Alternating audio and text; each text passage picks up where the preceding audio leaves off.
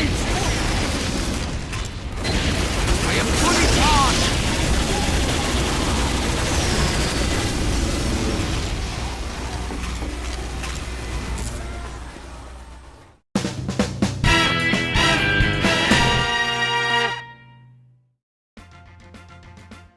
Hello everyone, Tebrith here, and welcome to my Week 11 video on my journey to learning TF2.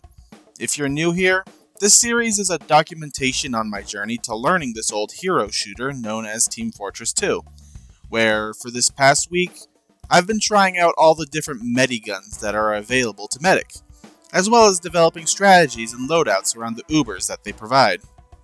Let's start things off with the default medigun. For you returning viewers, you may recognize this loadout from last week, so I won't go into too much detail to avoid repetition.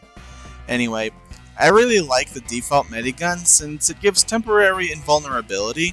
It is primarily useful for main pushes against NG nests and objective zones, giving the rest of your loadout a chance to shine between pushes. The Crusader's crossbow to finish off weakened stragglers or heal your teammates who are outside your medigun's range, as well as the Amputator's healing AoE being pretty useful when receiving a giant push from the enemy team.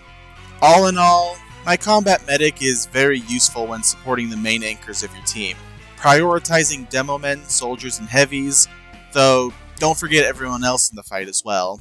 As for positioning, you're going to want to be where the main action is, letting your team do most of the combat while you use the medigun to try and keep everyone as healed up as possible, timing your Ubers right when the heaviest hitters on your team is ready to push, or when the enemy heavy hitters are starting to get bold.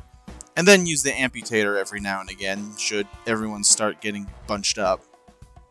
Moving on, we have the Kritzkrieg, and not gonna lie, this one took me a while to figure out how to properly implement. But eventually I found a strategy that I'm happy with, that being comboed with the Blutsauger and the Ubersaw.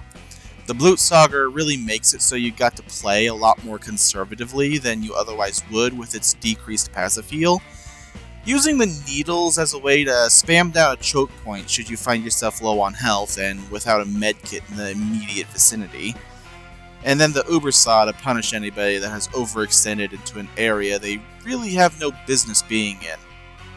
The main strategy behind this loadout, which I like to call the Hypocritical Angel, is to not be in the front lines, unlike the combat medic, but instead to be in the back lines, healing up retreating teammates to bring them to the front quicker, as well as using the crit Uber to maintain a stronger presence should the team's formation start weakening.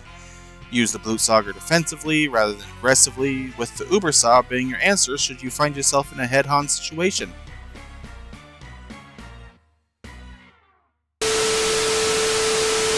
Sorry to interrupt the video, but something I forgot to mention in the original script reading is that the Blutsauger was primarily chosen as a method to survive escaping enemies in tight corridors and more claustrophobic environments, and can easily be replaced by the Crusader's crossbow in more open areas.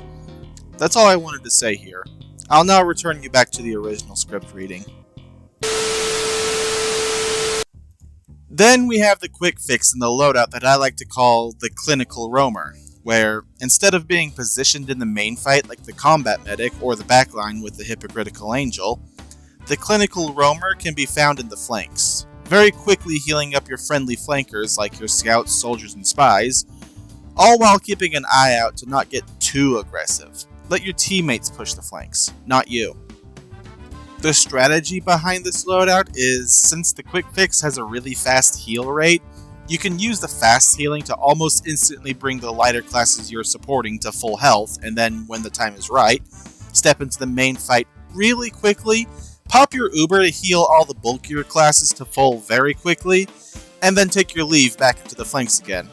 All while using the Overdose as less as a weapon, but more as a mobility tool to keep your movement speed up in the faster paced action that is in the sidelines. And finally, the Solemn Vow with its ability to see enemy health, allowing you to better gauge the fights you're about to pick. And finally, we have the Vaccinator, the medigun that I'm saving for next week during Man vs. Machine, which is where it truly reigns supreme. And that's about it. Something I've come to notice about making these medic videos is that I tend to have less to say in them, talking more about how to effectively apply your healing rather than what the class actually does, which I believe is a testament to how simple yet effective Medic really is as a class. Easily my favorite class I've done so far in this series.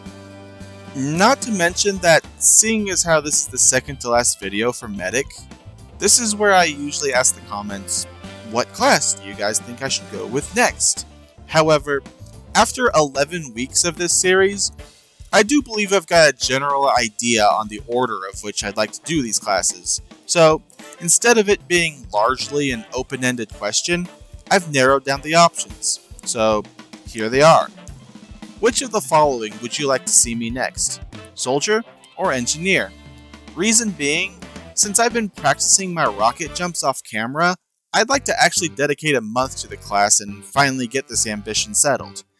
That being said, Engineer is another class I've had my eye on for a long time, and I've already been looking into the proper placements for his buildings, as well as different strategies to go about with him. And with that, I hope you all have a wonderful remainder of your day.